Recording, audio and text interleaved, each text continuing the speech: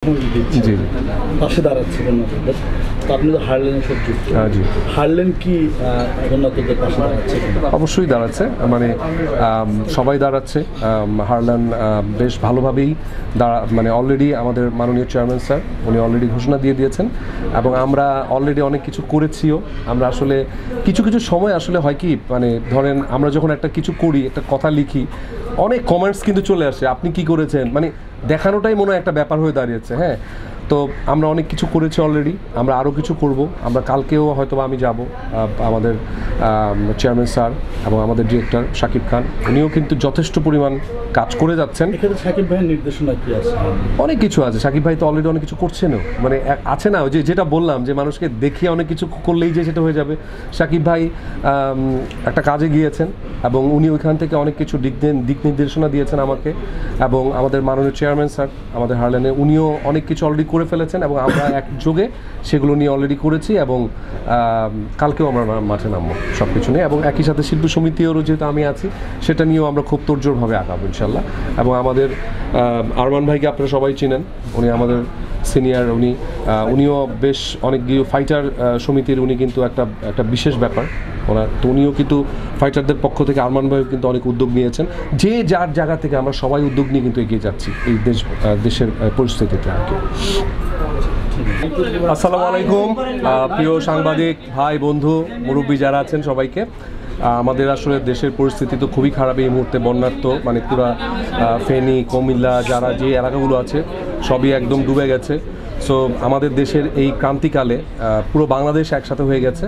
So সেখানে শিল্পীদের একটা দায়বদ্ধতা আছে। তো আমরা আমাদের জায়গা থেকে আমাদের প্রিয় চলচ্চিত্র শিল্পী সমিতির পক্ষ থেকে আমরা গতকাল মিটিং করে আমরা একটা সিদ্ধান্তে উপনীত হয়েছি যে আমরা আমাদের যে যার জায়গা থেকে আমরা সর্বোচ্চ চেষ্টা করে ত্রাণ আহরণ করছি। এবং শিল্পী সমিতি বিগত সময়ে আমরা তো সবার পাশে ছিলাম এবং পুরো আমাদের যারা শিল্পী সমিতির যারা সদস্য আছে সবার জন্য একটা ওপেন বুথ করা হয়েছে, এটা কিছুক্ষণের মধ্যে ওপেনিং হবে। এবং সেই বুথে এই ঘোষণাই হয়েছে যে যার মতো করে ধরেন আর্থিক টাকা, চাল ডাল যা আছে, যার যতটুকু সামর্থ্য, কেউ যদি 10 টাকা দেয় সেটা নিয়েও আমাদের কোনো মাথা ব্যথা নেই, কেউ যদি 10,000 টাকা দেয় সেটা নিয়েও আমাদের কোনো ইয়ে নেই।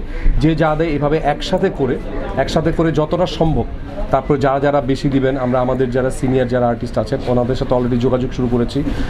আমাদের নায়ক আলমগীর ভাই থেকে শুরু করে যারা আছেন সবার সাথে আমরা যোগাযোগ করছি পার্সোনালি। এবং যারা সাধারণ শিল্পী আছেন তারাও আমাদেরকে বলেছেন যে আমাদের যতটুকু সামর্থ্য আমরা এসে এই বুথে দিয়ে যাব। তো সেটাই আসলে আমরা চেষ্টা করছি বন্যার্তদের পাশে চলচ্চিত্র শিল্পী সমিতি যেন একটা ভালো উদ্যোগ নিয়ে থাকতে পারে।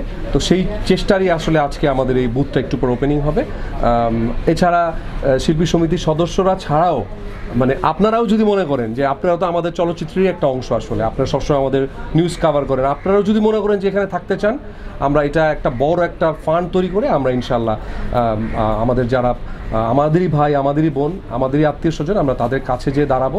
এবং অবশ্যই ত্রাণ দেওয়ার সময় যেটা হয় যে না ছবি তুলে একটা ফোকাস, ওইরকম না, আমরা সত্যি মানুষের পাশে থাকতে চাই। এটা আসলে আমাদের উদ্দেশ্যে আজকে বুথটা।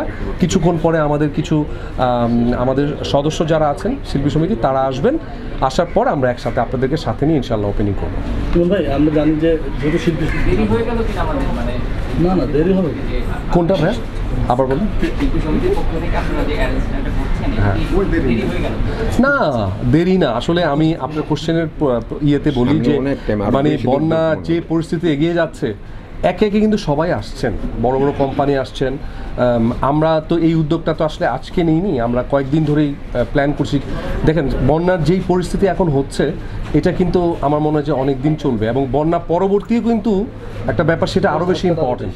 সো আমরা মনে হয় যে ঠিক সময়ই এসেছি আসলে, মানে আমরা থাকতে চাই আসলে এখন সবার পাশে, যে যত পারি আমরা সাপোর্ট দেওয়ার চেষ্টা করবো ইনশাআল্লাহ। আরেকটা প্রশ্ন ছিল, সেক্ষেত্রে আমরা জানি যে নদী তার নদীর গতিতেই চলে, জি, কিন্তু নদীতে বাদ দিয়া ভারত প্রতি বছরে কেউ কখনো তিস্তা, কখনো গঙ্গা বা পদ্মা নদী আরেক মানুষগুলো ডুবে যায়, হয়তো সামনের বছর আবার এরকম ঘটনা ঘটবে। কিন্তু আসলে আমাদের যে ন্যায্য হিস্সা পান, এটা আপনি একজন নাগরিক হিসেবে এই দাবিটা তুলতে পারেন কিনা? আসলে সবচেয়ে বড় কথা কি, রাজনীতি আমি বুঝিও না, ঠিক আছে না, আমি জাস্ট নাগরিক হিসাবে আমি যেটা চাই অনেস্টলি আমার দেশ যেন সুরক্ষিত থাকে, মানে একদম সাধারণ নাগরিক হিসেবে আমি এটাই চাই, আমার দেশ যেন কারো দ্বারা কোনো ক্ষতি না হয় কখনো, সেটাই চাই। কিন্তু এই যে ব্যাপারগুলো বললেন বাঁধের এগেনস্টে বাঁধ, এটা আসলে বাঁধের কথা বলছেন, পানির যে ন্যায্য হিসাব অবশ্যই মানে হ্যাঁ আমার ন্যায্য হিসাব কেন আমি চাবো না, আমার বাংলাদেশের নাগরিক হিসাবে মানে সবচেয়ে বেশি সুবিধা তো আমারই চাওয়া দরকার। সো আমি না একা, আপনারাও আছেন, সবাই আমরা বাংলাদেশের প্রত্যেকটা মানুষ আমাদের ন্যায্য অধিকার চাই, আমার দেশ যেন ভালো থাকে, মানে অন্যান্য দেশরা যেরকম চায় তাদের ভালো, আমরা আমাদের ভালো চাই। সো সব ক্ষেত্রে বাংলাদেশের যত পজিটিভ আছে সব কিছুর সাথেই আমি একমত। Thank you.